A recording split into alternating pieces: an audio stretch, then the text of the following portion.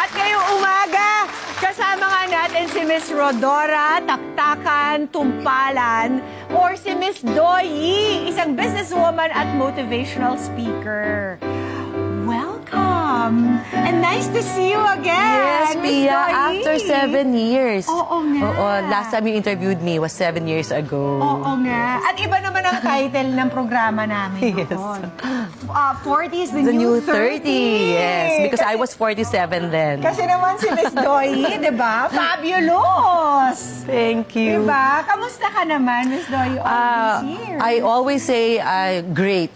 Kaya we always greet each other sa aking kumpanya na great morning. Great morning. Yes. From the time that I interviewed you, mas lalo bang nag-expand ang iyong products, ang iyong business? Oo. Wow. Yes.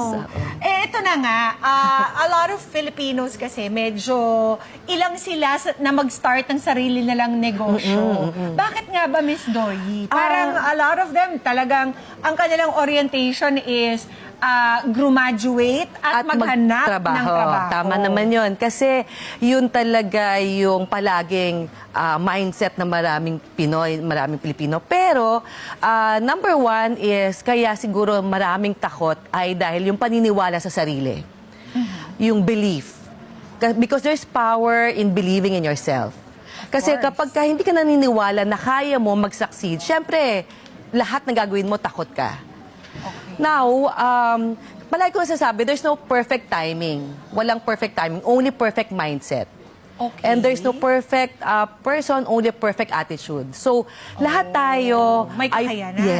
at pwedeng mag-succeed sa anumang papasukan natin na negosyo. Basta alam natin at gusto natin na talagang mag-succeed. Kasi doon magpa-follow yung ating willpower. And strength. Strength is yung physical na kayanin natin, anumang obstacles.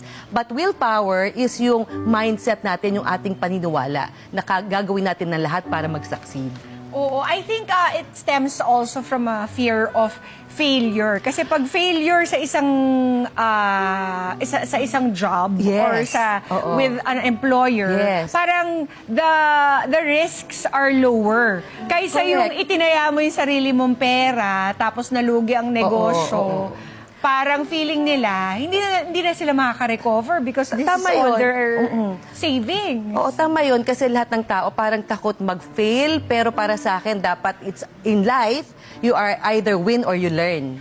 Pagka sa negosyo, hindi naman perfect yan na kapag first time ka nagnegosyo, you hit it big right away. Hindi naman pwede yun. Talagang it takes time and effort and a lot of sacrifice on your part. So, losing or ang hindi pagkita ng negosyo is part of it. Yes, Because you don't call it nga losing, you call it learning. Yes, of so, course. ano may papayo mo, Miss Doyi? Halimbawa, para sa pangangapital, how much is enough para naman hindi sila tuluyang malimos?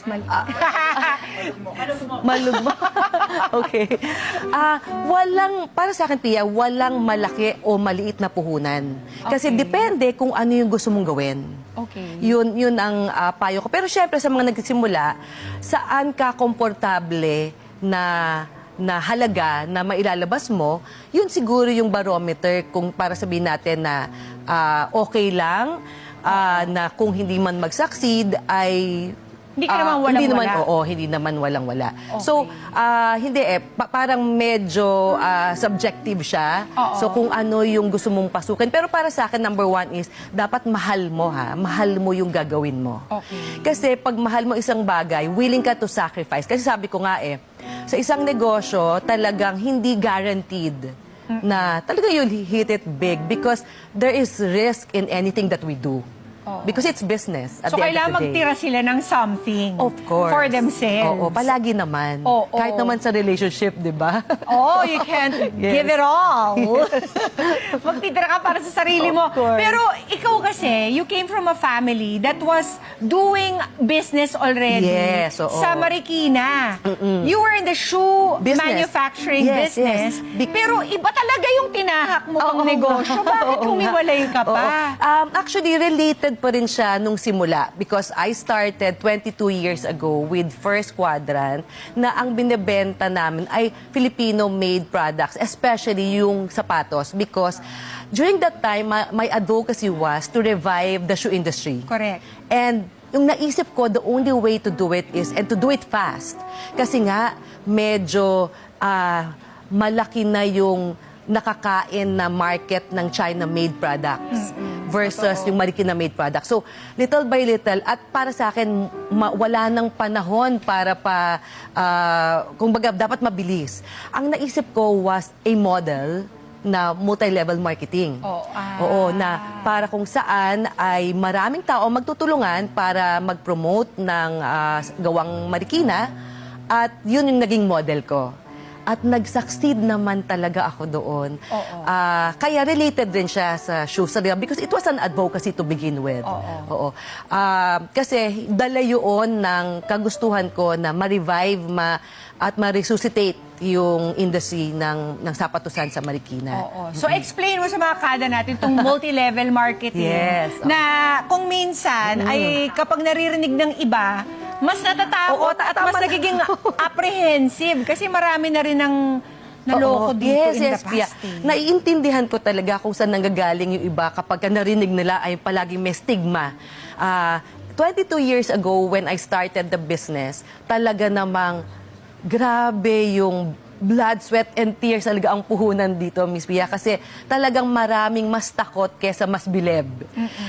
Understandably, because marami talagang naloko during that time. Oo.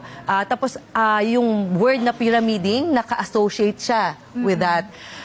So kaya, alam mo, Miss Pia, yung struggle ko was not when I was about to start, no.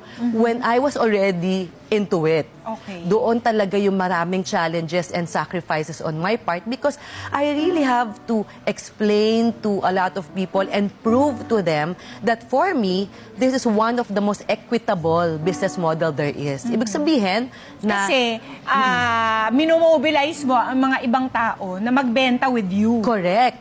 And hindi ito, wala siyang, kumbaga, para sa lahat eh.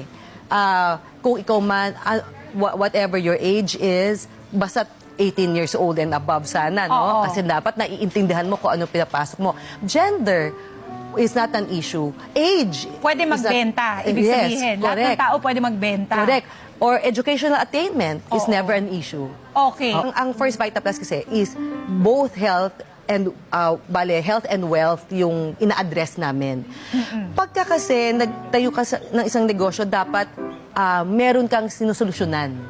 Correct. That's the best product to sell. Yung meron kang solusyon, may need solusyon ka sa problema. You're solving a need. Problem, yes, and a need. Magkano ba ang kita? Yes. Sa mga multi-level businesses na ganito? Yung model kasi namin, meron siyang 15,000 pesos a day nakita up to 75,000 pesos a week, 300,000 a month.